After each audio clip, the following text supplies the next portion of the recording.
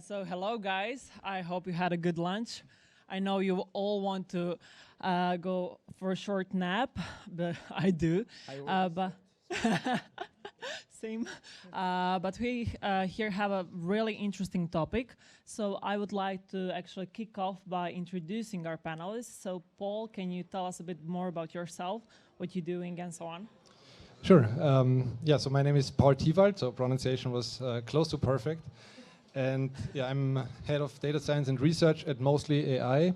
And we are a company that builds a tool that enables other companies to create tabular synthetic data for privacy protection. Great, thanks. And what about you, Alan? What you do? What's your background? It works? Okay, Yeah, it perfect. works. Am I holding the mic right? Yeah. So my name is Alin. Nice to see you all here after pandemic. I've been here a couple of times, and this is like the third time, and so I'm really happy to see everybody here. So thank you for coming. Yeah, what am I doing for a living? So I'm working right now at Unica. It's an insurance company. Most of you who are from Serbia would know it, or from ACE region, because Unica is here, so we sell insurances. And I'm from the central team, so I'm Unica Group, more or less, and working from Austria. And I kind of dirigate and drive the data teams in all our 13 plus countries, between Austria, actually Liechtenstein, to Ukraine, plus Russia. But yeah, you know. So yeah, that's what I do. But specialized majorly on kind of market data. We work a lot with kind of external third-party data to find out how the markets are developing, how the circumstances in those markets are developing, and the second part is the usual data strategy, where synthetic data, for instance, is a part of it to develop certain new products and also look into, for instance, into customer data topics, which way I can connect with privacy issues. Yeah. Great, thanks. So I would like to give a short introduction what actually synthetic data is and why is it important in the AI world. Yeah, that's quite a big question actually, and I guess I could talk for hours. I'll try to keep it shorter though. Well, where to start? So there are many dimensions along which you can evaluate and kind of distinguish synthetic data. Essentially, bringing it to the point when we talk about AI-generated synthetic data, I would say it's artificially created data that is on the one hand private, like I'm talking about tabular data right now, that is on the one hand private, so protecting the privacy of the data subjects, but on the other side contains all the statistical information, or at least as much as possible of the statistical information of the original data. And the role that it plays touches many different points, especially in the field of responsible AI. We talk about privacy. I mean, there the connection is obvious, right? So synthetic data really protects the privacy of the data subjects. Still, you can work with the granular level data. That is one point. It opens up transparency, right? It unlocks data. So for companies, maybe data scientists have no access to granular data or a very cumbersome access to data. So we've had customers where like the starting off a project takes months, and then to get access to that certain data set that you use for that project.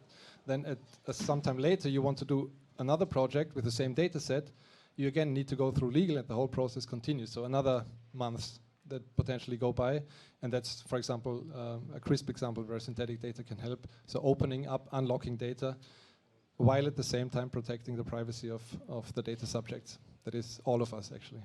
Okay, great. But what about you, Alan? In Unica, you have a lot of sensitive data. Do you see synthetic data as a solution to that? Unica less, but I would give you an example to connect what you actually said. Is previously I was working at Lufthansa. And there you would find immediately an Unica connection as well. So I hope I'm not disappointing you guys, or folks, sorry. So at Lufthansa, like, pre-pandemic times, it's a big company, right? 140,000 people working for the whole company, and the unions are so strong, usually in the Central European countries. So whatever you do with employee data, with personal data, we call it PII data, right? it's very critical. So what we wanted to do at that time was optimizing Lufthansa's ground processes, right? So collect some data, when does the fueling happen, when does the boarding happen, and all this stuff to find out what are actually the delay reasons, right? Actual delay reasons, because as customers, when you fly with Lufthansa or Air Serbia, you don't want to sit for a long time in the airport, but fly. So the job for the airlines is, such a Lufthansa, is finding out, collecting the data, and you can imagine how much of resistance Lufthansa faces when this kind of topics come up, because union usually says, or workers union, oh, you want to spy on us.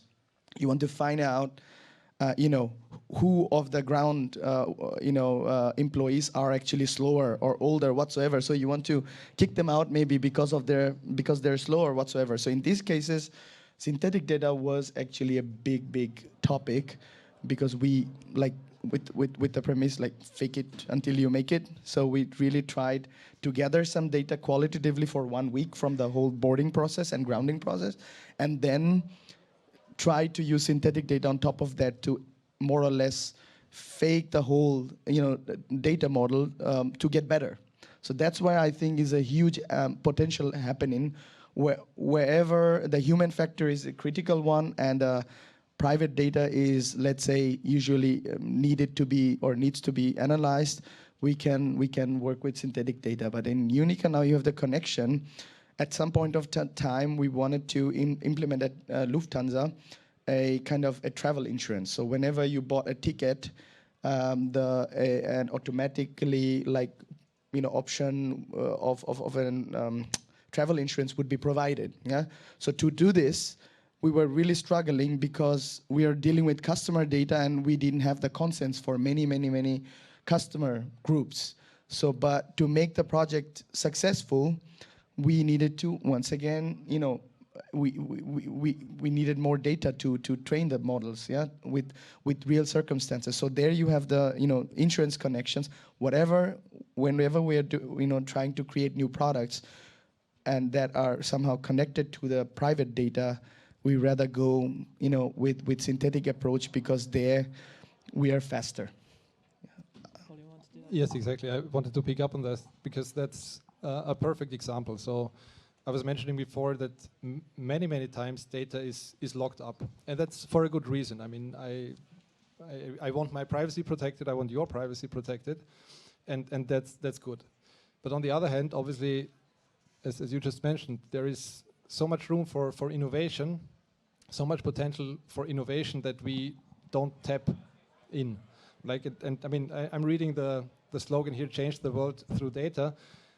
That's what we do, and I think we can do that better. So we have those two things. On the one hand side, privacy protection, responsible AI.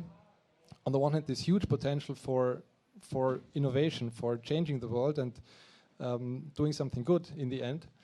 And I think that's where synthetic data can help, right? Like in your case, you can do those projects, you can gain the insights, and you can improve processes, you can improve products, but ultimately, do something good for society. Ultimately, that would be obviously the biggest achievement. But you mentioned privacy a lot.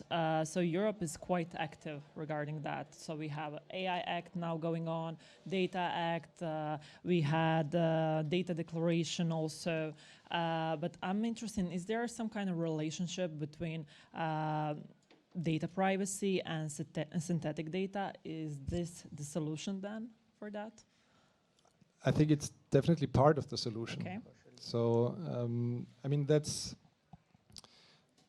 I would say this is our strongest use case when we work with customers. It's the privacy, right? So there have been what I would call legacy anonymization techniques, where you say you drop direct IDs, right? You fake them, pseudonymization. You put some noise on some columns. You maybe group or aggregate, for example, age groups and stuff like that. But those methods have proven to fail multiple times. There are all throughout the media. There are so many stories where these things go wrong. I think the most famous one is the Netflix prize, right? That failed. And yes, synthetic data can help there, right? Because you really create the data subjects from scratch. and you don't have a one-to-one link to a real person. But still you can gather the information, the patterns that are in the data, the correlations, and you can gain insights from that and use it to, for example, train a machine learning model on. Right. You wanted to add something? Yeah, the strongest use case from my point of view is also that in certain areas, it doesn't have anything to deal with privacy in the first run, so that's one of the topics we're dealing with here. But in general, for the general and like bigger understanding, I think the missing data points is the biggest use case for me, coming from the industry. Like if you take something like sustainability, we're looking heavily into that. We didn't collect any data. Doesn't matter which we. Doesn't matter if it's a Lufthansa or a Unica. We never collected data with sustainability approach or aspect in last 4 decades.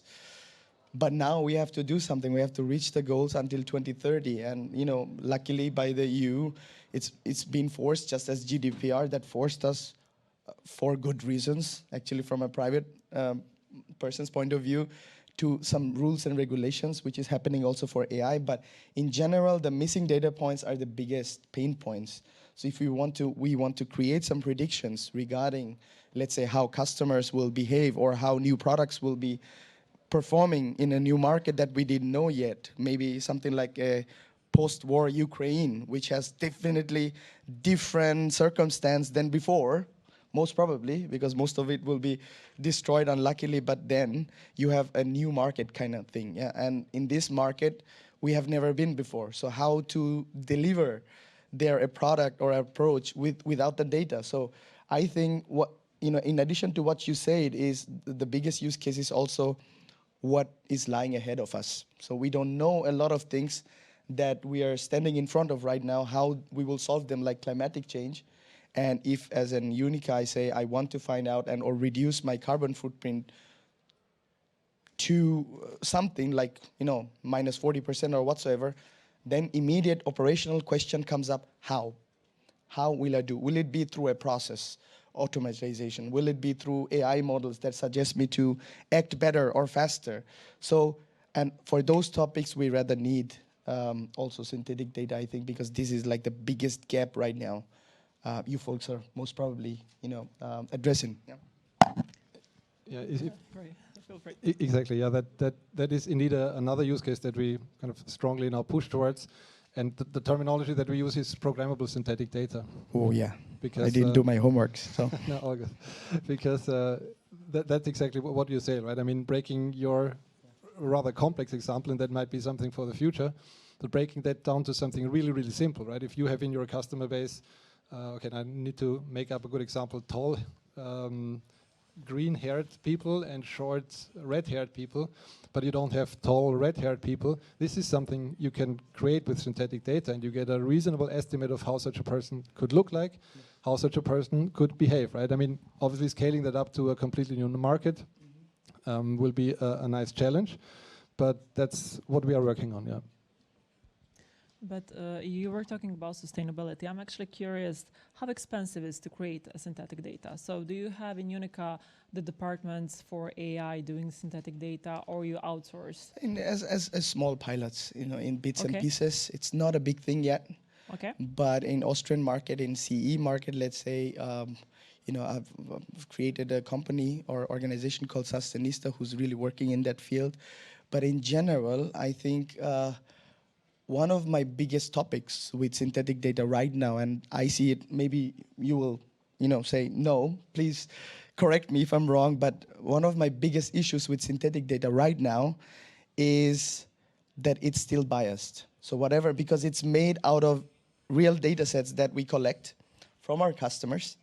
And if we have our biases already in those kind of data, we transfer it into the synthetic systems as well. Like, I'm short, I'm brown, so, so let's find short and brown guys. So something like this. So here I think we are not there yet that we can say that even the creation algorithms of synthetic data are that good enough that we can get rid of it. So it has also some security aspects for me, because when you're operating in European Union, let's say in data and AI field, you must not be biased. Let's say as per like agenda, it must be, same example or same output producing system for all of the people. Yeah, and there I think is a big weak point right now we are dragging into. Yeah.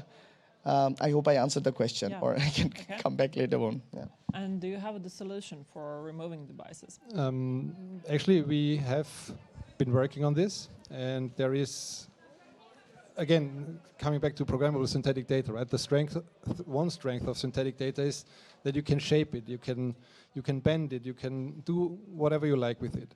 If you go the standard way, if you say what you get out is what you put in, then I fully agree. You have all the biases, and I mean that's the point, right? You want to simulate the data or create a synthetic version, so you have to counteract. So what we have been doing also with customers of ours, researching on fair synthetic data, and kind of the holy grail would be a synthetic data set that you train a machine learning model on, and when you then evaluate it on unfair real life data, you would get a fair prediction.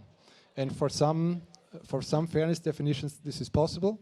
So we have a collaboration with Humana, which is a health insurance company in the US.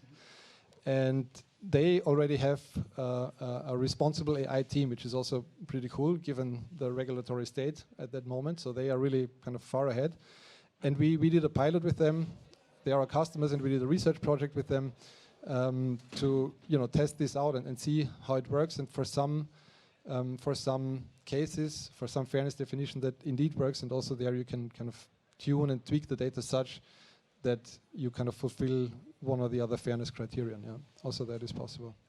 But you mentioned customers. Who are the customers? Like So researchers, big businesses? No, we started out. I mean, we are a startup. I mean, now we are 50 people and 5 years old. It's a big startup already. By now. Yeah, it's a big startup. But to be honest, you have to start where the money is, as such a company. And we were going for like big businesses, however, with sensitive data, and that's banks, that's insurances, health insurances.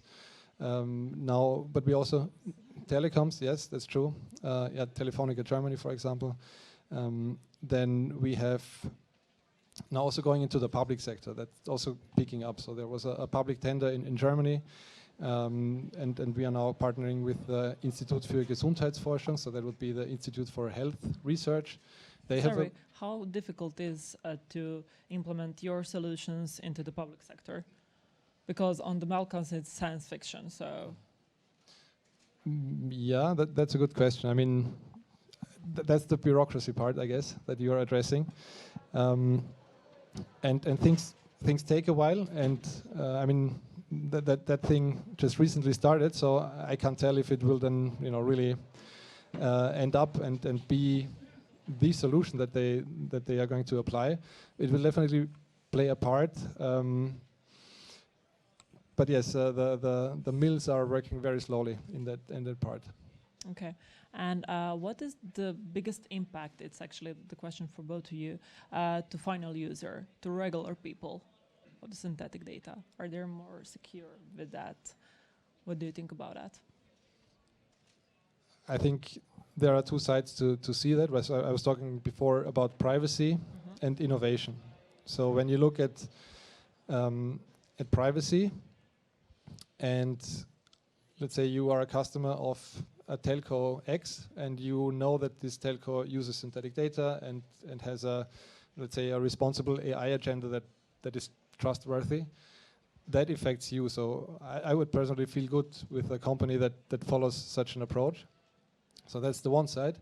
And the other side that is also important is the data scientists or people who work at this company, because they get easier access to data, they can innovate faster, and like the administrative, bureaucratic, and barriers are torn down within that company.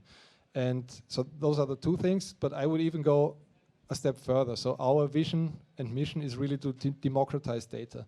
So in the end, it would be really cool if data becomes a public good. But at the same time, obviously, we need to protect the privacy of people. But it would be cool if we all get insights to more data, to do our own analysis and to prove and to verify and to audit what big tech companies maybe are telling us, right? So that is our big vision and mission, and that would be obviously a huge impact. Alin, do you have that? Okay, as you covered it all, I would look to the topic with a retrospective from a end customer point of view, because it's more important, I think, because as an end customer, it doesn't bother me, or I even don't know what is synthetic data really. I don't care. All I care is that they do not misuse my data for some whatever reasons. And here is a communication topic and also a literacy topic, I think. But in the overall society, we cannot address it. So how I see this whole topic to bring this message down to the customer is a good service by Unica, for instance. If we can say, okay, you now have like 80% chance of a bad weather circumstances in your area, and you have an household kind of insurance in Unica, we can predict some conditions together with the weather data that we are buying and analyzing and things that we are offering, and we can give you some indications when to, for instance, pack your stuff and go somewhere safe, because your house will be standing underwater. Yeah, so to do stuff like this, you need more than synthetic data. That's why I see the concept of synthetic data, maybe mostly I see it different, but I see it as a part of the solution. It's not the one solution that will save us, but it's a mixture of things. So this is like one key component we should look into in future as analysts, as data-loving and data-interested people, or executives as well. But the second part is, I think, rather newer business models like data as a product kind of approach companies are taking. I'm not sure if it's the right term, but in general, there are companies, startups, even in Central and East Europe, who are saying, okay, as an individual, right now you don't have any options to deny or not accept, what the service provider is giving you, because if you don't click this GDPR click box, you are not proceeding. You're not activating your MacBook if you're not saying, hey, Apple, I'm fine with it, right? No one reads it. All of us know. We just scroll down and just click the button and we're done, right? So we are not bothered as end customers. But I think there is a more sensibility there, and more companies are coming up who are saying, no, there are millennials, Gen Z, Gen X, whatsoever, who are fine with this, who want to provide their data and want money for this. Right now, Mark Zuckerberg does the big money with it, and we are paying it with our personal data, pictures and whatsoever. So more and more companies, I think, like Unica, we are not doing it, by the way, so don't accuse me of doing anything wrong. But in general, I think we are going very fast in that direction, that we will have newer models as well around that data topic, privacy data topic, because people are sensitive about that topic on different levels, in different age groups. So I think synthetic data will be or already is a very important part of the game, but we as an data-loving unit or people or community, we should also think beyond that. Yeah, that's where we can get as well more additional data from people who are okay with that. So that's what I'm more or less looking like we need more solutions that would help us, for instance, get rid of the bias topics sometimes, or even some product developing issues that we are not aware of. So unless of buying some Facebook data, that what big companies do, like anonymized data from someone in Middle or East Europe who wanted a MacBook, yeah, and now I do it for all my customers between 25 and 35. Unless, except of doing this, we can go more granular with help of synthetic data, but as well additional data points that are coming. So rather, we better should have it in our big picture. That's what I'm saying, yeah. I would take a step back and ask you, what is then the role of synthetic data in explainability in the AI models? That's a super good question, and I would say explainability for me is one big part of responsible AI. And actually, I can now bring together what you said and the question that you asked. Because you talked about data literacy, right? In all for the end customer, yeah. Customer, but let's say in the population, right? Yeah. And I think that's where synthetic data can help to create more transparency, right? If we have open data initiatives, if people can look more at data, hopefully, or that's at least my dream and my vision. Maybe it's naive, but who knows?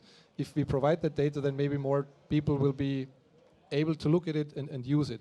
And that brings me back to explainability. So usually let's go another route. In order to evaluate the explainability of a model, you can calculate your Shapley values, you can do this, you can do that, feature importance. But that's kind of, again, the data science view, right? There is, again, the customer view, that the customer who wants to know, okay, why was this decision taken the way it is?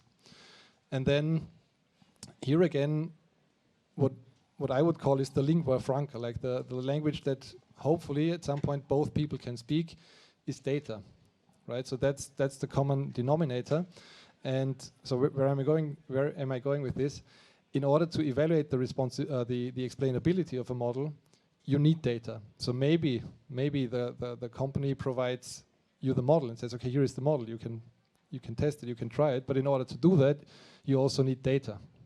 So without data, you cannot evaluate it. So, or imagine an auditor that is tasked with, okay, I'm checking company X and making sure that their model is explainable, right? And they then maybe share the model, but they also need data. But maybe the data is locked up because it's privacy sensitive, and they cannot share it with the auditor, and even less with the public.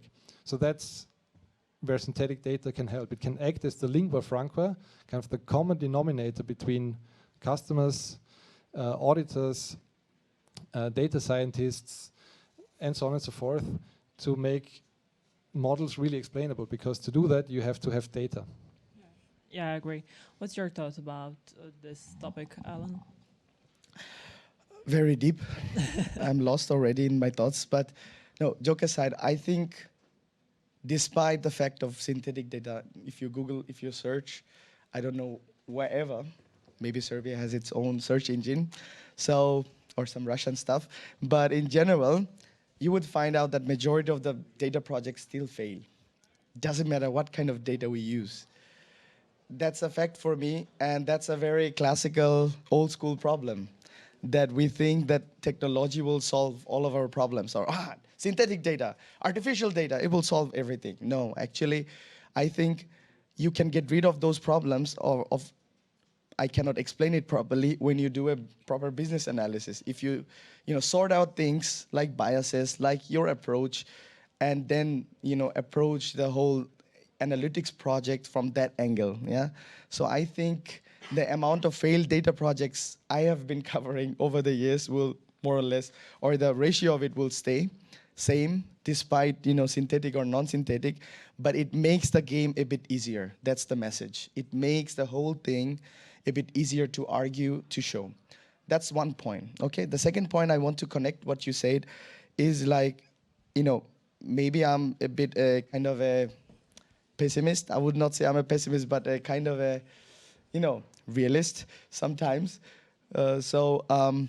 I think the literacy of the society is a very critical thing. We just saw what happened in middle of the pandemic. We are seeing literally what is happening with the climatic change. These are real data. And there are people who say, I don't believe in it. So if I go out and tell the people or my customers, oh, we built a model on synthetic data, I will be like the first one to be fired in a fire squad. Like, come on, this guy is not even using real data, right? So I think it's a very good, there were people dying literally on a day-to-day basis, and some of us had guts to say, it's not happening. It's a conspiracy theory. So it's a tricky thing. So you're on a more like optimistic part. I think as businesses, it's our job to create useful products. That's our homework. And if we cannot embed synthetic data in a true sense of usability, new services, new products, with the proper customer centricity and journey in our minds, we will fail. So it will not deliver anything. I can explain the model 10 times more with the synthetic, but it will not help me if I'm doing something wrong. So that's my thoughts. So technology doesn't solve all our problems. And synthetic data is just one approach of many things, especially in concepts of private data, that we can approach better now. So you should definitely look into that whole topic. You can also use, okay, he will not like me, but you can also use some random, synthetic data generator from internet to make more out of the 10 data sets that you have and try things out, and you will find out it has all those biases and all these problems that we are talking about, but it's a starting point. So you will be no more hearing or arguing in 10 years, we don't have the data. So we are so going more and more, we don't have the data, but we have this, that, and there. So we could do, the next best thing. That's where we are going. So that's why I think it's very interesting and important for us, and we are more and more involving ourselves in these kind of business fields with new data. Yeah. You guys were talking, actually, great point, sorry. Before we came here about you opening an office in US. And I was wondering, is there any difference between the markets when it comes to synthetic data? When you compare US, Europe, maybe Asia, how do you see that? So there are a few different aspects. Europe is more restrictive, right? We have GDPR in place. US is not that much restricted, but they are catching up. There are initiatives. There is the how's it called? The AI Bill of Rights that the White House issued, for example, and local regulations that are popping up and making business actually quite complicated. So our customers tell us.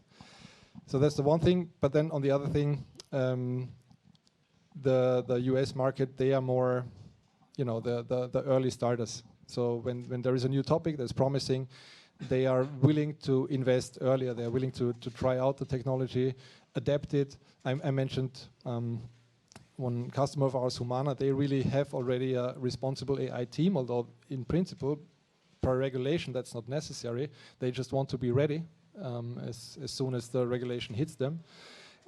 I've seen other companies, what was it? I think it was PayPal. They also have something like that in place. But I haven't seen so much of that here in Europe. So I would kind of... And you think that regulation is still the biggest problem? The reason why you don't see that in Europe, or something else? No, actually, I mean, regulation should actually push them to go more in that direction. Okay. Right? I mean, if there is more regulation, they should go even more and have those responsible AI teams in place already. This is the first time I heard that. Well, I mean, if there is regulation, we should react to it, and that would be one reaction that I would expect. Sorry, no, I lost track. If that same, but it was comparison between US and Europe yes. And other markets. Yeah, so the market in the US, surprisingly, is much more dynamic, right? They are more... I think it's about more volume. Like they want to create new business models, new products. Yes. More in the US because they have more freedom from that kind of point. And in Europe, it's rather a regulation-centric topic where you want to design your services according to the regulations and be more compatible with what should be. But therefore, for instance, stuff like climatic change or sustainability is bigger in Europe. So it's not only the privacy. So you have both, right? So it depends. Different continents are focused on different topics. If you go to India, the place I come from, actually I come from Bangladesh, but it's a small country like Austria and like 170 million people living there. People everywhere, data everywhere. You just, if you're a bank, you're not in shortage of data, It's like in such place, I mean, we are quite a lot, but there will be at least 4 times more people in this surface, in that region. So it's a different topic in Asia, yeah?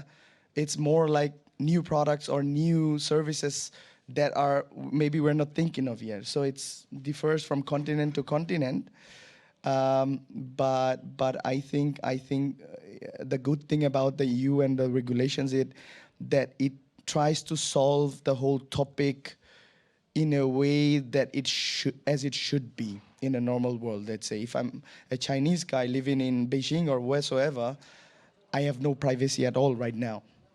But we all know as individuals it shouldn't be the case, right? So therefore I see it as an upside, even though it's a slowing issue pretty often. That's why we're accused like, yeah, Europeans are slow.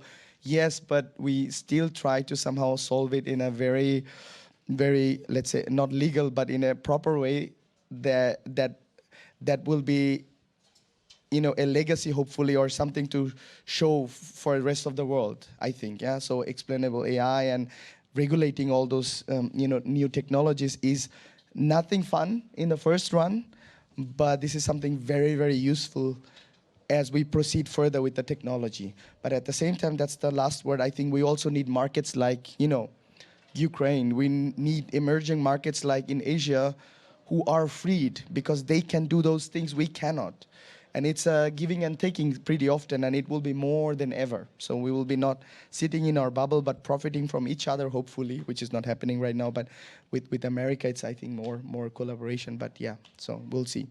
And I can just only underline what you just said. I'm also happy that actually I'm living in Europe, and my data is definitely safer As a here. private person, we should be happy. Yeah? Yes. and just to add to this a story, we had one POC with a company in the US, and we were shocked by the data they sent us, essentially via email.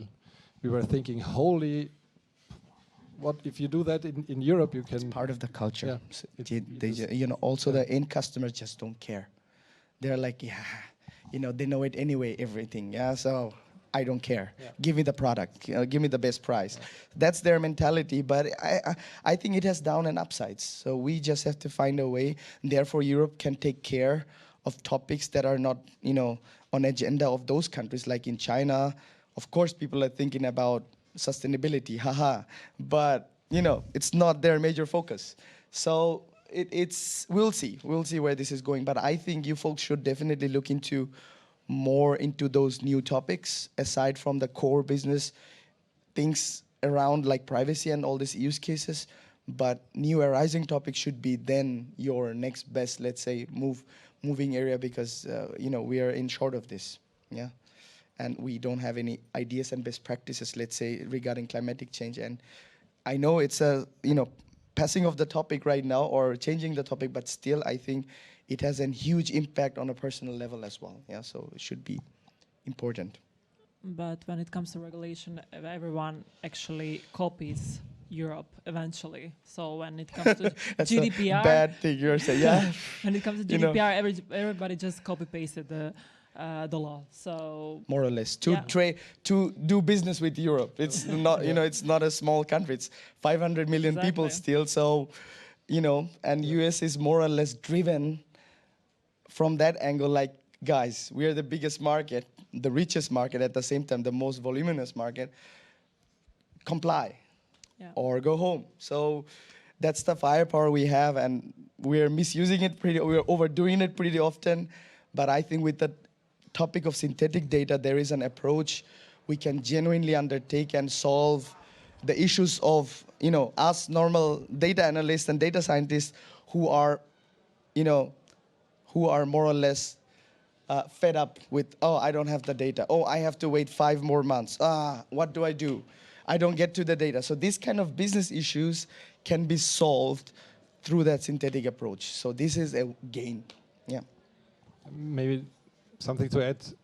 Obviously, also one difference. You said many countries and regions then are copying what we do in Europe. So something that we can export. Yeah.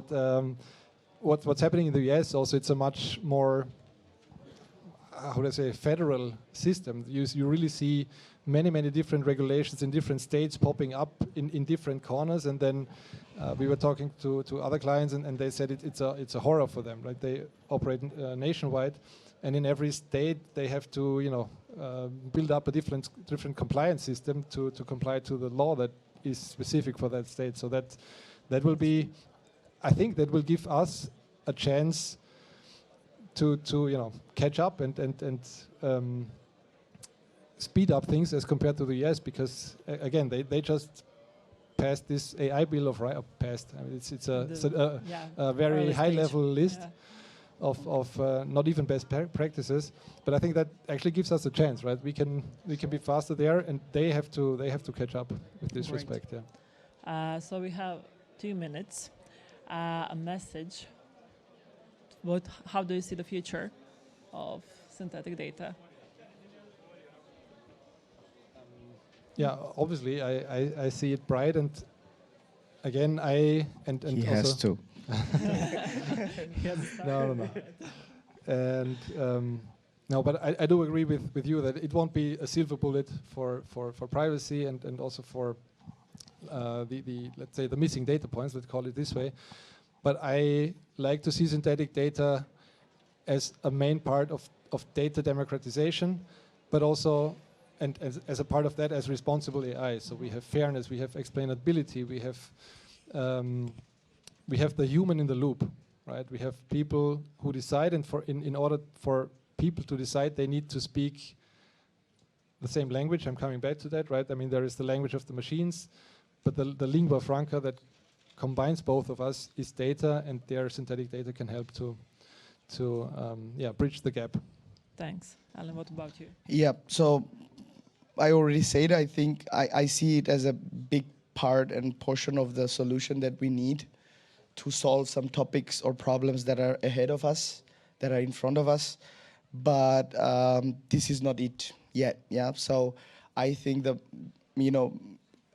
synthetic data creating models will get even more better in future, including, or excluding the biases or including more and more sophistication. And as data loving people, we will also get more into the analysis and reliability topics, and we understand to use it finally for our purposes more than ever in upcoming, let's say, couple of 2, 3, 4 years, yeah?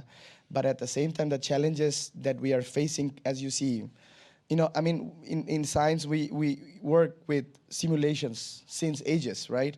So the approach is nothing new, but it is how we see data analytics or advanced analytics as a holistic topic will be changing most probably, yeah?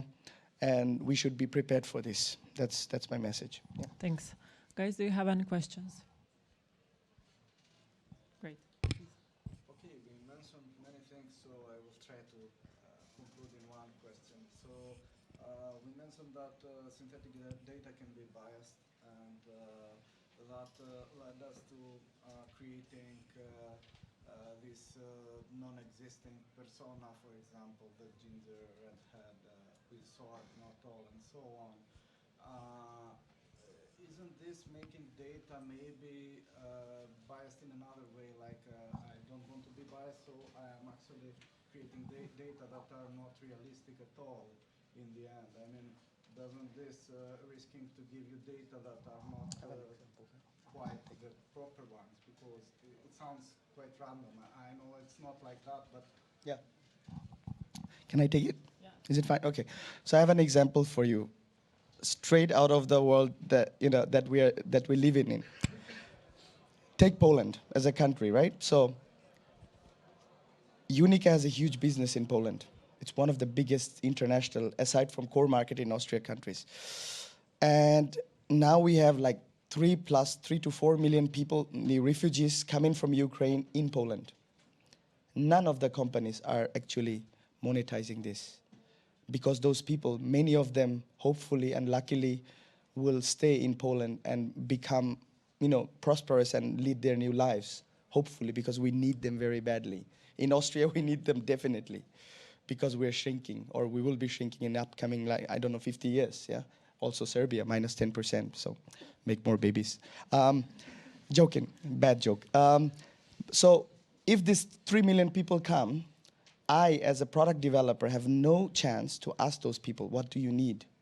What is your need? What is the insurance product that you are looking in that we can deliver to you? Because if I go with my standard products to those people who just fled from their country, from a war that is devastating and destroying everything, they will say, are you nuts? I'm just, rescuing my child and myself, and you're offering me an insurance product. But if you look deeper into that topic, like of 10 people's data, you would find a need, maybe of a different product. And at the same time, this is not like 10 people, it's 3, 4 million people. At least a big portion of them will be staying in Poland. So these are new people we can serve, but we cannot serve them because we don't have the data. I don't know, really. I can only imagine being a kid of refugees family, my dad came into Austria, I think, late 90s or beginning of 90s. I only can imagine what could happen with them in their minds. But I cannot build it into my product right now because I have no clue. So should I be staying at the train station? What kind of products would you need? No, right? So therefore, to address stuff like this, and it should be biased better because I need a product for refugees. Do you get me? A bias is maybe here very welcoming. I'm not saying bias per se is a bad thing. The critical topic will be if I use this model for my normal customers who are like locals. I'm not sure, but you would address it. But that's a very, I think, the next best example that came into my mind where we have to decide what we are looking for. If it's a biased model we are looking at, let's go for it. But it should be compatible, it should be explainable, it should be for that reason only. No one will accuse me like, you designed a product only for refugees. I better, because they need it. Or I think if they don't need it, they don't buy it, right? But so that's why I think we have to see it from a different angle, from a product angle, from an optimization angle, from a business angle, also scientific angle. It depends on, and depending on the use cases, you can choose and pick your war. That's what I'm saying. Yeah. Hopefully, I answered it. Yeah. Just a quick add to that. I wanted to argue exactly the same, along the same lines. You need. Or the big question is, what do you need the data for, right? So here is a new product that you have no chance of estimating the need, right? So that's your best guess, and yes, it will be biased to refugees in this case.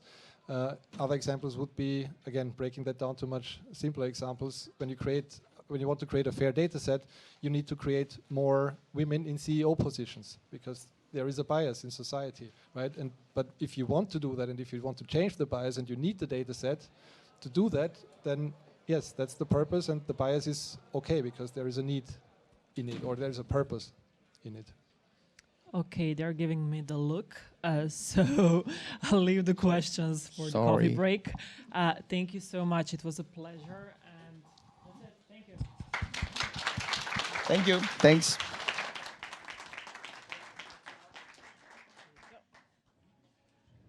You can hand me the mic.